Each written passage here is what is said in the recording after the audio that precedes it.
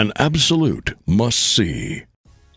Welcome to On the Ball. I'm Don Williams. I'm Rocke. Today we have a special guest from Detroit, Nic Jones from Ball State. How you doing, Nick, man? I'm doing good. Hanging in there. All right, first we got to shout out Nick for that last name. I hear great people got the last name Jones. That's my last name if you didn't know. And also shout out to the MAC conference because go Eagles. But I saw that you started your first game last season, and I was just curious, what was your mindset going into that game when you first hit the field? Can you take us back? Well, really going in was just do everything full speed. Don't play with no fear. It's different from like every other start I ever had in my life because like you start from scratch as a freshman. So it was really just, take everything one play at a time. You're going to have the same ups and downs as any other game. But just whatever you do, just don't be scared when you do it. Because, mistakes don't come naturally. You're on go mode. I was checking out some info on you, and I seen you went to a rivals camp in Ohio a couple years ago. And what they said about you, man, is that every time you were on the field, you made plays, you make interceptions, you stood out. I was just wondering, competing against, other top athletes in the nation, how did that feel? How did that boost your confidence? I always felt like that was my calling. Like, that's where I should be. So just being out there, being able to do the stuff I knew I could do, that proved, it was something I always told myself I was capable of doing, but that proved everything to me. Like, whatever I feel like I can do, I can go out here and do it regardless of who's in front of me. Because these are guys I'm supposed to be in a conversation with in my head. So when I went out there and showed out, I felt like, that didn't just prove to me, but like to a lot of people, I'm where I'm belong. That's right. So you already felt like you should have been there anyway, right? Yeah, I've been waiting on the opportunity to get to go to something like that. So when I got it, I wasn't gonna play with it. I was waiting for it for a while. Build off of that, I saw that you won you were awarded the Most Outstanding Freshman Award. Now, I guess it kind of builds off of what you answered. What set you apart to make you the most outstanding? I just feel like when I came in, I wasn't gonna take no for an answer.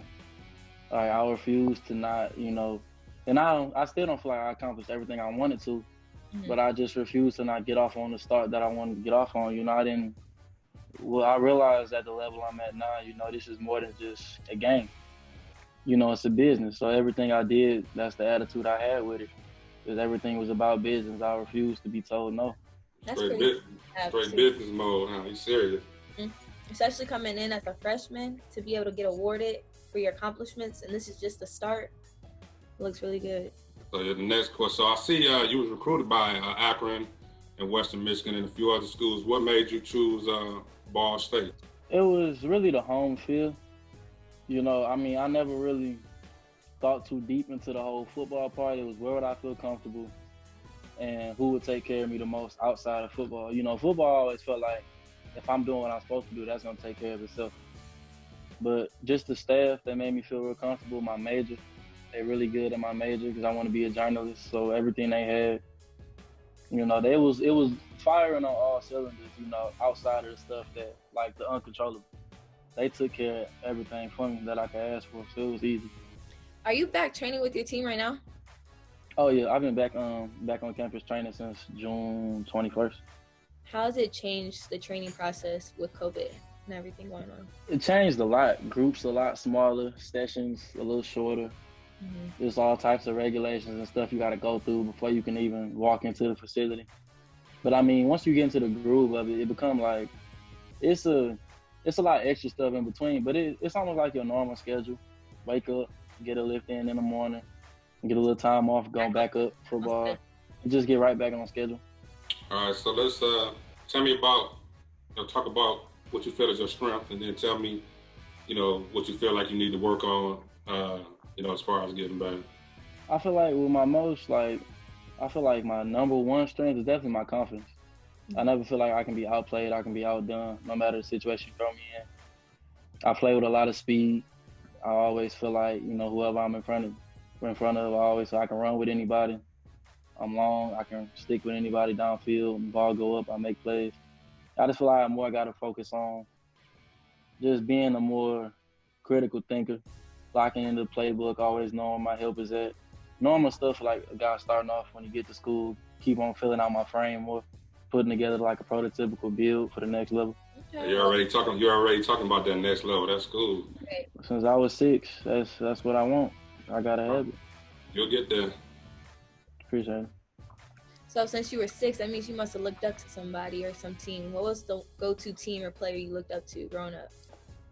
Growing up, it was Mike Vick because that was like everybody's favorite. It was Mike Vick, and it was not the old LT, the new LT, LaDainian Tomlinson. When I first started playing football, it was for the West Side Warriors, and my pops bought me a pair of LT cleats, and you could change the colors and the Nike sign. That was like my favorite player, him and Mike Vick.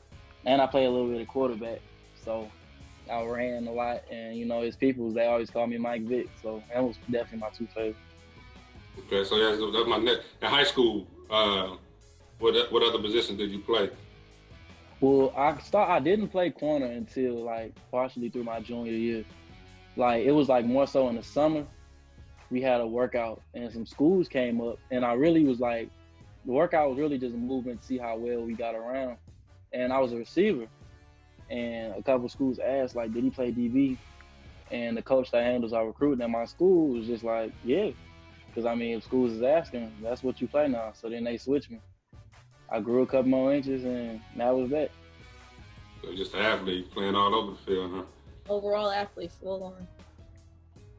All right, one question I have for you now that you got your first college year over is, what was one thing you came in struggling with that you have overcame?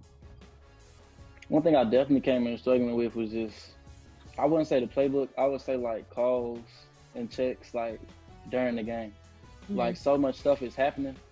Getting adjusted to hearing like, especially like first game when we had night games like NC State, 40, 50, 60,000 people. And then, you know, offenses moving up tempo, getting calls in and out, knowing where my help is at, always understanding what are my strengths and everything. That was definitely hard for me, processing all that information within a couple of seconds before the ball is even snapped. Yeah. Like, it's like, I was more so focused on just make the play. And when all this stuff is going on, I had to like, that's why, I mean, I'm thankful for the guys behind me. I had to really rely on like upperclassmen, the guys around me, because I really couldn't do it. But now it's almost like routine. It's so normal now. Like near the end of the season, it just became like the back of my hand. But I definitely still need to like pick up on that. It make everything easier. So how was that, the transition from high school, you know, playing in front of, you know, probably hundreds, you know, maybe 1,000, to playing in front of 20, 30, 40,000, and now possibly with this, you know, virus thing going on, possibly now playing in front of nobody. How's that, you know, whole thing been going? It was wild, but it was fun. Like most people, like you would think when you walk into a stadium and see like 60,000 people, you get nervous. Like I got excited because I feel like, you know, that's what I'm supposed to be in front of. That's the stage I was built for. It was the funnest thing ever to me. It's kind of a bummer, like knowing that you might not play in front of nobody because you feed off of that. You make a big play, you hear it, you get loud. Like high school, I mean, I don't think nothing beat high school ball just because, like, you look in the stands, them your peers, you know, you got class with them next morning, they gonna talk about, like, that's the funnest thing. But it was almost surreal. I remember walking into NC State, and it was a sold-out house of 62,000. It was crazy. I looked everywhere, all I saw was faces. It definitely was a surreal moment. I felt like I was, like, almost watching everything through a screen. But, no, it'd be tough going back to nothing because, like, you know, that's part of the game right there. That's part of the mental aspect. You prepare for stuff like that. That take a whole element of the game out. Do you feel like it would take away pressure or add more pressure on you being in the backfield? I mean, I feel like it'll take it away. Less eyes on you. Communication is so much easier. It's really you and your guys really going to war. No added, no effects, no nothing. It's you and yours versus them. But I mean, it'll take, as much as it'll take away pressure, it'll take away some of the fun. You know, that's kind of what you play for. Yeah. So what was the first game when you felt like, you know, I mean, I guess when you got recruited, you knew that already, and it sounded like you got plenty of confidence. So what was that first game, though? You know, maybe was it the first start against Kent State, or what was that big game where you was like, I'm here, this is it, It was definitely, it's either between the first game, because like very first game was on CBS, and I wasn't starting yet. I really still in the dime. Somebody got hurt, and then I was in the nickel, and from then on I just kept climbing. But I got my first pass breakup that game, and like hearing them say my name on national TV against Indiana, that was wild. Or I'll say Northern Illinois. That was the first game we had against MAC competition.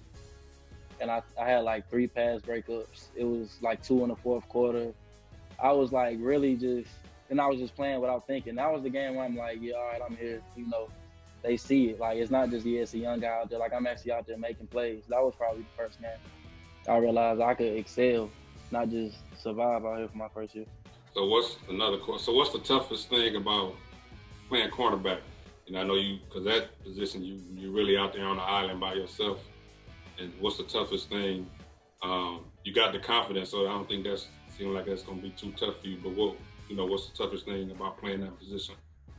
I say definitely the mental part, because I mean, physically you are at this level, you're around the same, but it's so much stuff, like so much thinking that goes into it that could make or break a play. Tracking the ball out the air, knowing where your help is at, what leverage to play, what routes you like in certain like scenarios.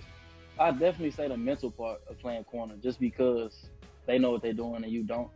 And you could kill a guy 3 quarters and then give up 1 catch and that's the game. Like I say the margin for error, it's too small when you're playing corner. You really don't even have none, because you're the last line of defense. You give something up, it's probably 6. I have a curious question for you, because I see that you're from Michigan, Detroit. Yes, ma'am. So my question is, when you're going back home to playing against Michigan, like Western, I see you guys have on your schedule, I believe it's the second game. What's your mindset coming in? Do you know any of the players playing for Western? Yeah, so surprisingly, some of the guys, a couple guys I went to middle school with, a couple guys I got to go to high school with, and like I worked out with at camps, like Soundline, Somebody, and stuff like that. They play out there. So, I mean, it's always just eat. You always want to shine in front of people you know the most. Because, like, you lose, it's a bittersweet feeling, because you got to see them after the game, and, you talk about it and go back home. But it's always, especially games like that, I mean, it's the same for every game, but the home games is a little more like, I got to show out more today. Because you only get these opportunities so many times. You got a true corner's personality. Very That's easy, why he's smiling, like he sounds like a pure corner on your own island, confident. You ain't gonna mess with me. I'm hungry. I want y'all to see what I do. Like, I'm ready. Right.